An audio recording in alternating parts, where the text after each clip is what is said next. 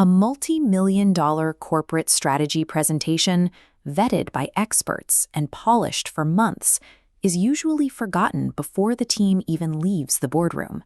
Yet, a completely fabricated rumor with zero marketing budget can spread globally in a matter of days. Take the classic kidney heist urban legend. It usually starts with a traveling businessman grabbing a drink somewhere like the Atlantic City boardwalk. He meets an attractive stranger, accepts a drink, and wakes up disoriented in a hotel bathtub full of ice. Next to him is a cell phone and a note telling him to call 911, where an operator calmly explains that organ thieves have harvested his kidney. Compare that unforgettable narrative to a typical nonprofit white paper. You read a sentence about constraining the flow of resources and resorting to categorical requirements in grant-making, and it vanishes from your memory the moment you close the PDF. We have to ask why our brains eagerly latch on to ridiculous, fabricated rumors while actively rejecting the heavily researched critical truths we actually need to share. The culprit behind these daily communication failures is a deeply ingrained cognitive bias known as the curse of knowledge. In 1990, a Stanford psychology study known as the Tappers and Listeners experiment demonstrated exactly how this bias breaks human interaction. One group, the Tappers, were given a well-known song and asked to tap the rhythm on a table. Inside the tapper's head, a rich, multi-layered symphony is playing perfectly, but to the listener sitting across from them, the output is just a series of disconnected taps, like bizarre Morse code. Once you become an expert in a subject, you are given a tune that plays in your head permanently. It becomes neurologically impossible to unring that bell and simulate what it's like not to know it. You speak in abstractions, unaware that your audience is only hearing disconnected taps. To bypass the curse of knowledge, experts have to abandon their abstract data entirely. They need to rely on a specific cognitive technology designed to hack human memory, the story. The first mechanical requirement to build a sticky idea is concreteness. Cognitive psychologists describe human memory using the Velcro theory. Your brain is a loop surface. Abstract ideas slide right off it, but concrete details act like thousands of tiny hooks, violently locking into your existing mental geography.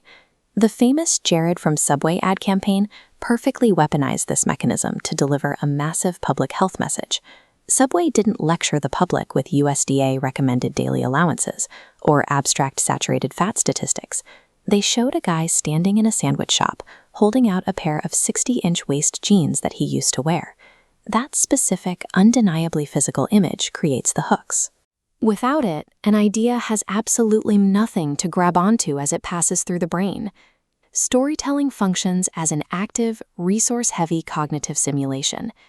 Researchers testing reading comprehension found that when a character in a story takes off a sweatshirt, readers experience a measurable processing delay a few sentences later if asked about the shirt.